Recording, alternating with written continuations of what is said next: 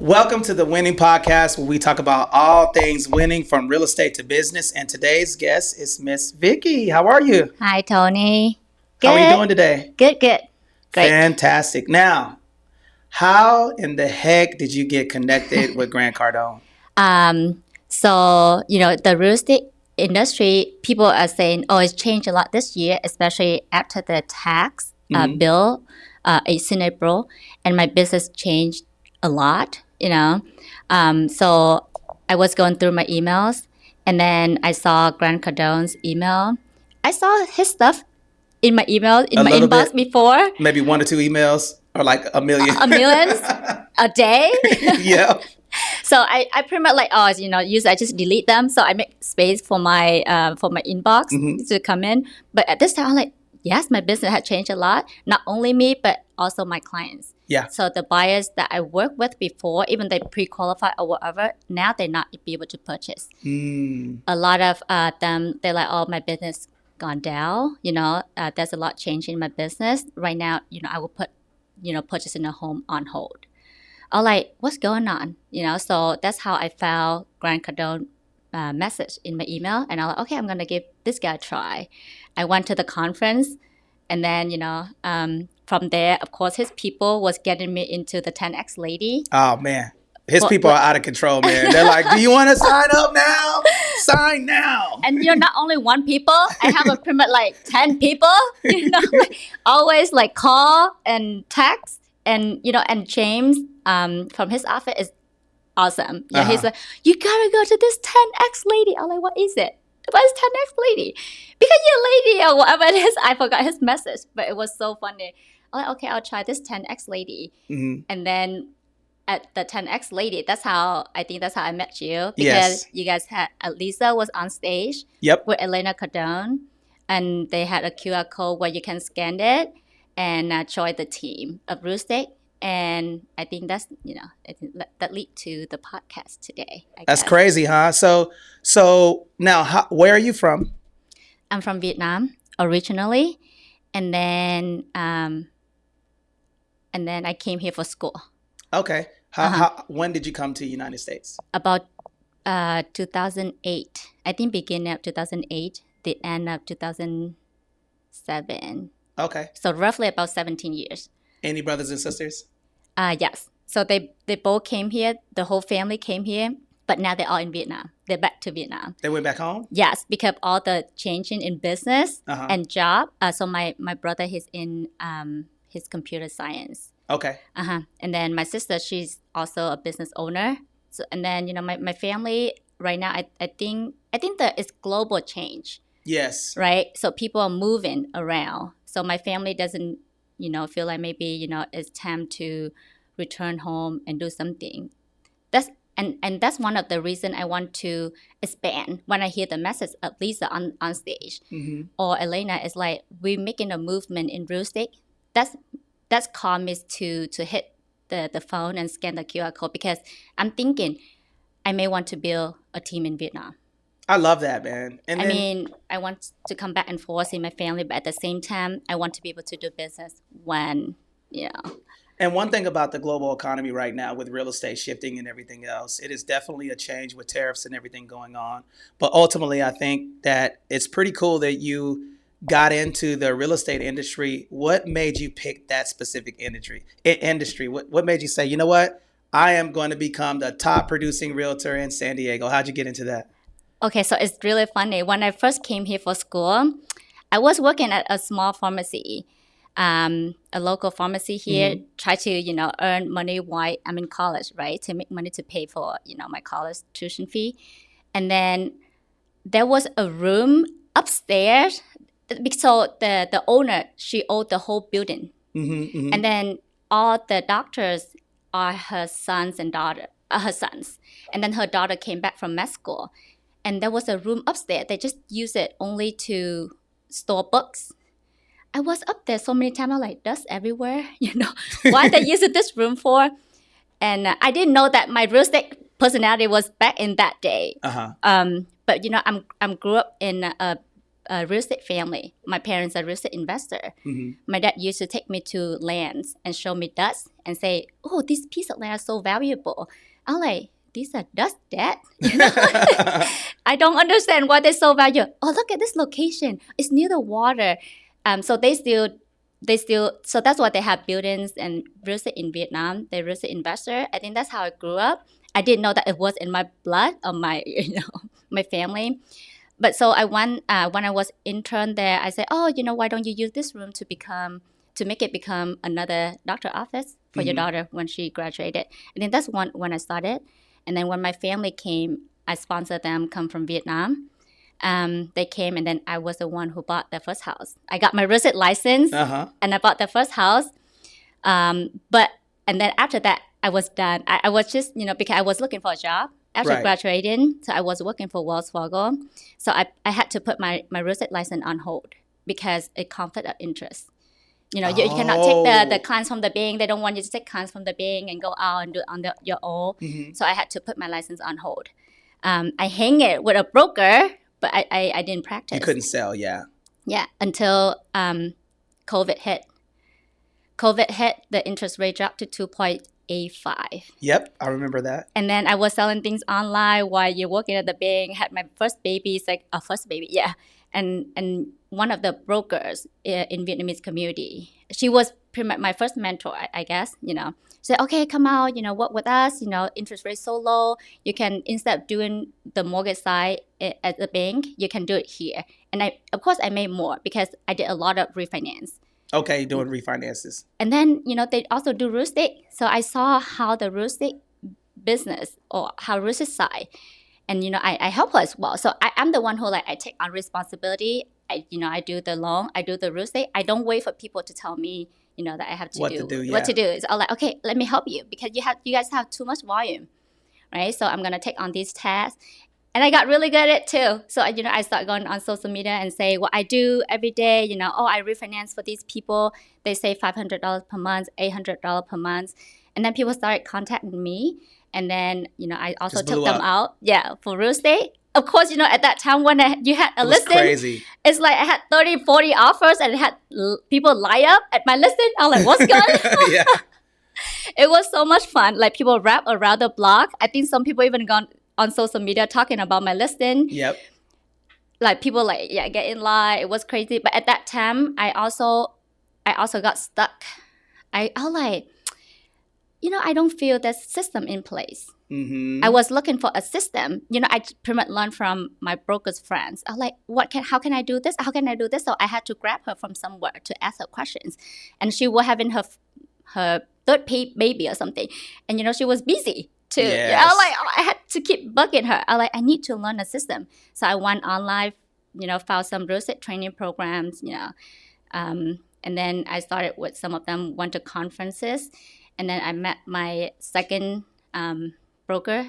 Was my second mentor, Rudy Kusuma. Yes. Yeah, and he was also number one in California with volume and things like that in 500. And we got really good training as well. So, things just keep coming one after another. And then I went to another conference. I just keep learning, you have to invest in yourself, right? That's good advice, though. If you notice that one thing that she said is she started one place, she grew out of that place, went to another place, utilized those tools, and then now ultimately the most important thing is having systems. And I think that's one thing that agents lack that I've seen is that they don't create a foundation first. And then me, I'm like you. Hey, tell me step A to Z. What is it that I have to do? Now I want to back up and I want to highlight on that first sale that you made. Do you remember it? The very first transaction that you did? A little bit. Now, the reason why I wanted to ask you that is because was it scary doing that first transaction, or was it like, okay, I got it done? Because I'll tell you about my first transaction so you can think about it. Okay. My first transaction that I did, it was like, I didn't know how to open up I was going to the wrong address, the paperwork, I'm nervous, I'm sweating, trying to get the lockbox open, I'm pushing the thing in. But then once I got it to closing, I kind of got that confidence. When did you know Like, how many sales do you believe that you had to do to actually start knowing that, hey, this is something that I could do full time? I mean, until of course you can replace your bank income, right? I mean, Yes. I replaced way better than that, double, triple that income when I got out of the bank. So I kind of, at first I take leads from my broker as well when they was too busy at that time, and I did some refinance, and I felt like, oh, I don't have to just take in my broker's lead. I just went on social media. I mean, at that time was Facebook. I used Facebook mainly. I went on there. I talk about, I save people money here, and then my friends started contacting me, and then so you got those first people, and sometimes you feel, you still have questions, so you go back, you ask questions, and then you continue, and then you close. My first closing, let me remember. I mean, with real estate or with loan, because I started with loan side. Yes. And you know what? That right there is, let me ask you a better question. What do you believe? Do you think learning the loan side made it easier for you to become a realtor? Yes. Because, so at Wells Fargo, I was a mortgage closer. So I check all the paperwork. I make sure the file is going to be closed. Make sure we have all accurate information before closing. So when I got out, I actually did more on the sell side. It was so funny. It's more on the sell side. And I'm like, I got from the beginning to the end of a file. It's not like the end of the file. So I understand the picture of, what clients going through. What a system looks like. What a system look like. Yeah. Right. So, and then when I understand the loan side, I'm like, oh my God, what this loan 2.8 something.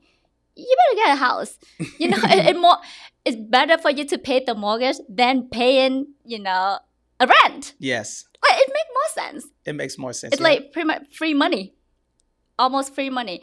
So I got a lot of. At first, I also get the lead from my broker as well. I took a lot of people go on showings, houses, and then people like me. That's good. Yes. Some people questions me because I look young. They're, you probably young and inexperienced. But that's how you have the team for.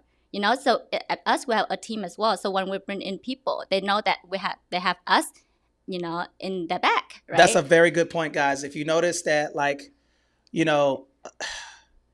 working solo is cool, but working with a team is going to be better because, there is this misconception that people that look young, I look young too, even though I have blonde in my beard. Okay. It's blonde, by the way. I was born with it.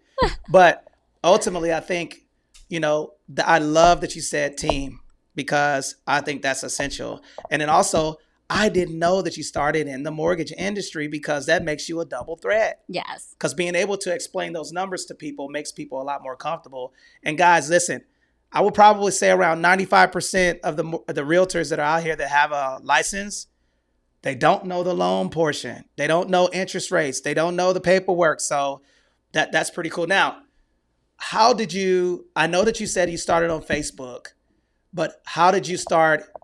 What do you believe that the number one thing that you did to kind of start dominating the Vietnamese market in San Diego? Is it just content or is there what you're saying in your content? What do you think?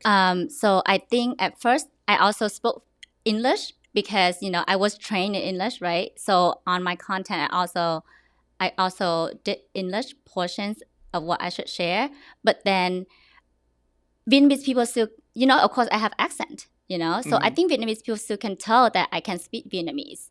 So even I spoke English, for those first funny contents, I pretty much just read them out from the script of what I got trained, right? So you have, a home for people who divorced, moving up, moving down, or all these scenarios that I got trained. And I think that training is so powerful. Before, I think, you just kind of learn case by case. But when you have the knowledge first, it's so powerful that when you kind of know what to do, when you see the situation, you know what to do right away. So, yeah. So I, what was your question again, Tony? Because I personality, so I kind of tend to forget. Yeah, that's okay. That's fine. Yeah. I was basically asking you, so you kind of gave me the answer, which is, learning the loan portion and then getting the training case by case scenario to be able to advertise towards different clients in the Vietnamese Oh community? yeah, so I started to speak in I was speaking English. However, my friends of course they knew I could speak Vietnamese. So I explained all these things in Vietnamese when I meet you face to face, and then after that, all my clients are Vietnamese, one refer another. So, and then after that, I'm like, okay, so and I'm just gonna speak Vietnamese, right? So my Vietnamese client grew from there. A lot of them was from friends and families first, and then of course, when we have more testimonial of what we can do, all these closing, so of course, we have more clients that are not friends and families. That's fantastic advice, guys, because this is very important as well. So if you notice that what she was talking about, she was essentially saying that her niching down on the Vietnamese community and then catering to their needs, them becoming comfortable with that culture was able to bring in more referral-based business. Hello, I hope y'all got that, right? Sometimes it's about, niching down and helping people. Like our niche is the veteran community, but as you can see, we're diversifying, right? So don't put all of your eggs in one basket. Now, here's another question. How in the heck do you do work-life balance? How old are your kids and what's their names? Oh, hold on. Before we go to that question, let me tell you. Some Vietnamese people, when I first started, it was so funny. So when they go see a house, they do not go by themselves. They go with a family. Yeah. They go with cousin, friends, family, grandma, grandpa, cousin, all of them. And then you get all of them at referrals. It's like, and sometimes before when my broker was so busy, so she would have some of these like lower price, or she cannot just handle all the leads. So I took these people out, showing them, and then from some of these low lead, you don't know, but they assist for other probably more high profile clients. Yes. So they would refer me. So those like upper 2 million, 3 million home purchase, and then after that, when you have these closing, you can talk to people in this range. Yes. Of this price range. That's very good. So I love that too, because if you notice that, my key takeaway from that is that it doesn't matter if it's a $200,000 pre-qualification or a $2 million, that customer service should be the same. I love that. Yeah. Okay, so now work-life balance. How do you work-life balance? How old are your kids? Okay. Sometimes you just don't balance it, for when you're so busy, I go all in with the work. I want to make sure maybe my kid is taken care of. Probably my husband had to drop them off at school, and then I do my work.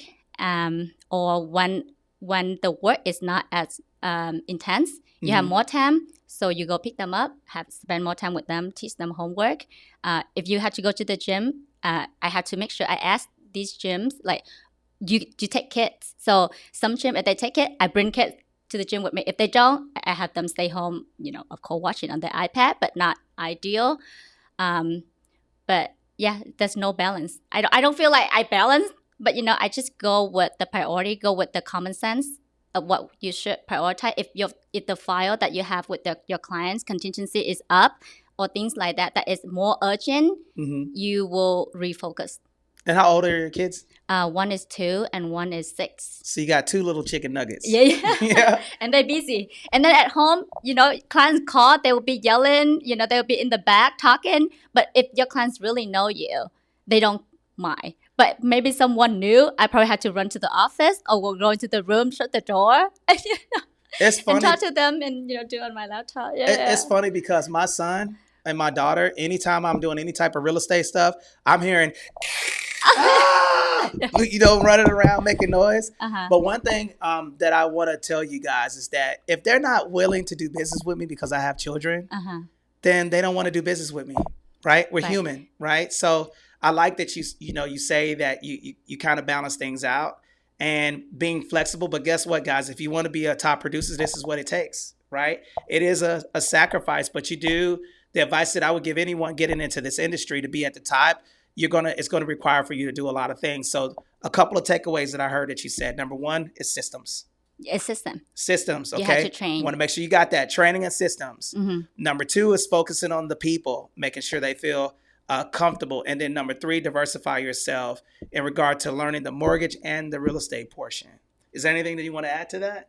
I mean, my kids go on appointments with me as well. I love it. I mean, the older one, probably easier. The first one I try.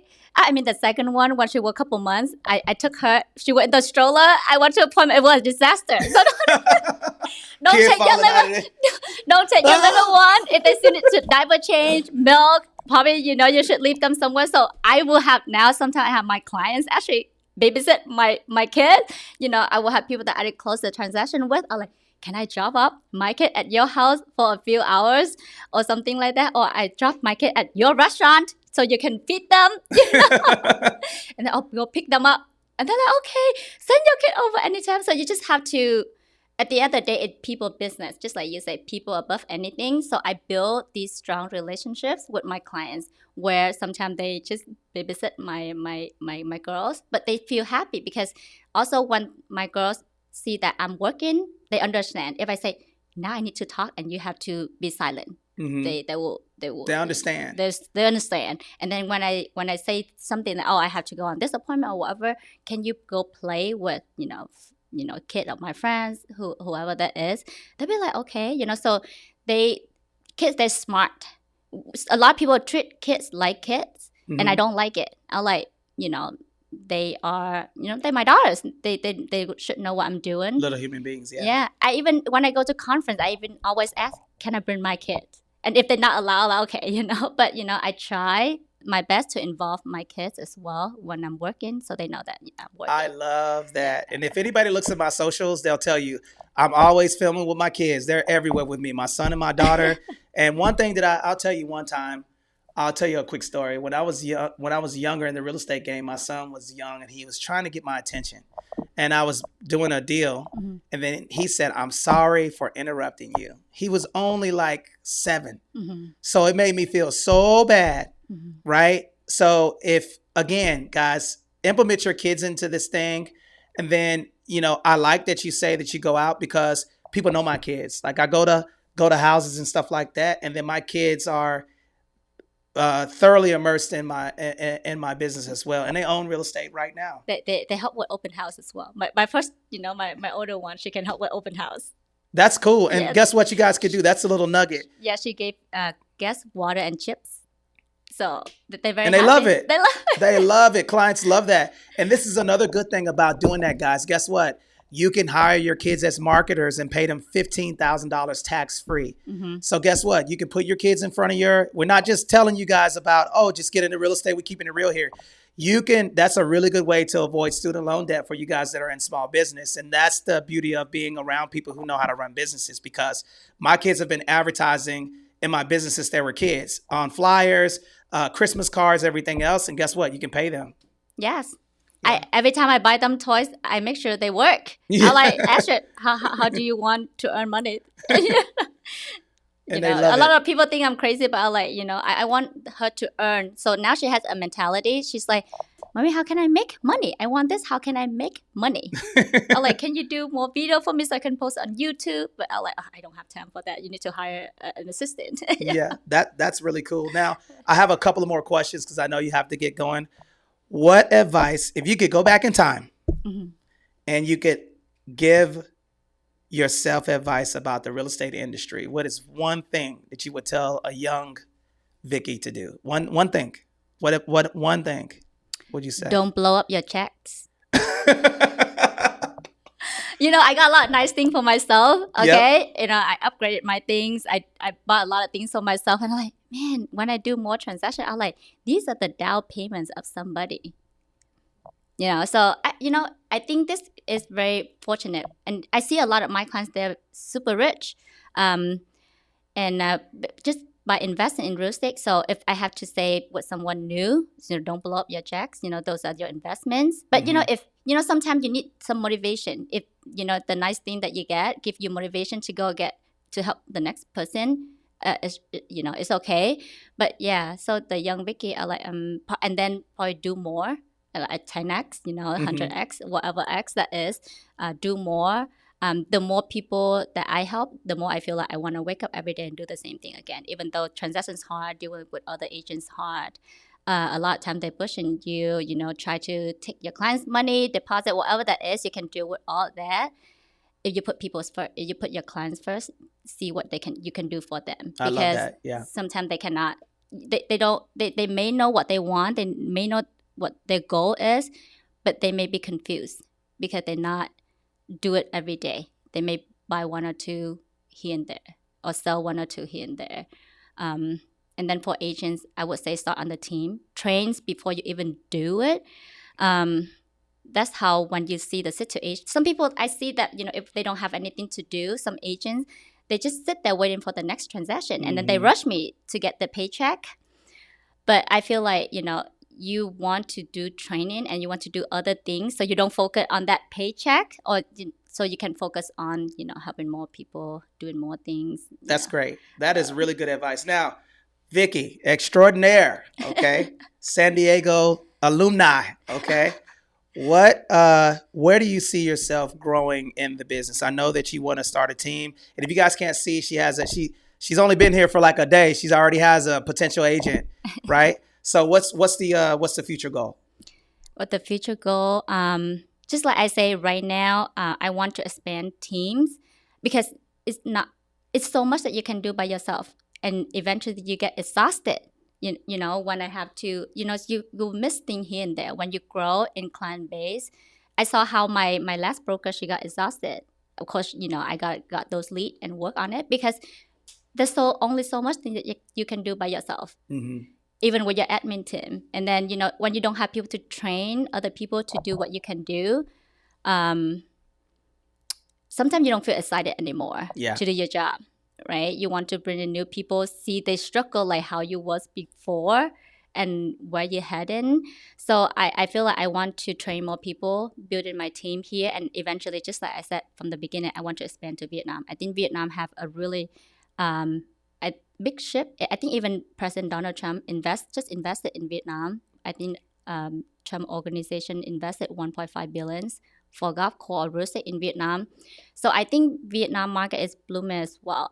When I come back to my hometown to visit every time, I feel it's growing. It's growing. I feel things different. I don't know where to get to what I used to get to anymore. So I think it's the global connection nowadays with all countries. So when ESP say, when Elena Cardona, people on the stage say, we're gonna expand globally. That's when I got hit. I'm like, okay, we can expand this globally. I don't know if it's real estate or with anything else, but I like that vision that you think bigger. You don't just stuck in where transaction day by day. So you have more motivation. And then, we have kids. I have kids. I want to be able to, in the future, building something for them. So, and, of course, we don't want them to forget, they have fun when they come to Vietnam to visit in summer, see grandparents and relatives. So we're like, it's a great experience, so we'll bring America to Vietnam, bring Vietnam to America, whatever that is. We're gonna make global change, global movement. I love that. Now, if you guys if you're looking, she's also getting into the military market to diversify, guys. So if you're interested in connecting with us, we have a lot of good stuff coming up. And if you're live right now, we have a free VA loan masterclass tomorrow taking place at 9 a.m. Pacific Standard Time. I think we're at 1,500 people that's registered for that right now. 1,500 people registered for that event, guys. So, and this is what I want to say in closing, right? International connection. When you own property outside of the United States, you pay less taxes. Okay. No taxes. I don't know. Yeah, very little tax. Yeah. So California likes to take all of your coin. So if you're trying to lower that taxable income, you might want to invest in states that have lower taxes. What is the best way to reach you? My phone number. I'm more active with phone number. 858-888-1800, or you can DM me on Facebook. Or just hit the call button on Facebook or whatever, however that you can connect with me, like by phone. Connect anywhere. And then this has been a phenomenal podcast. I appreciate you for coming on. And guys, if you guys want to connect with me, TonyGlennII.com. Thank you guys for coming, and we'll see you on the next podcast. Peace.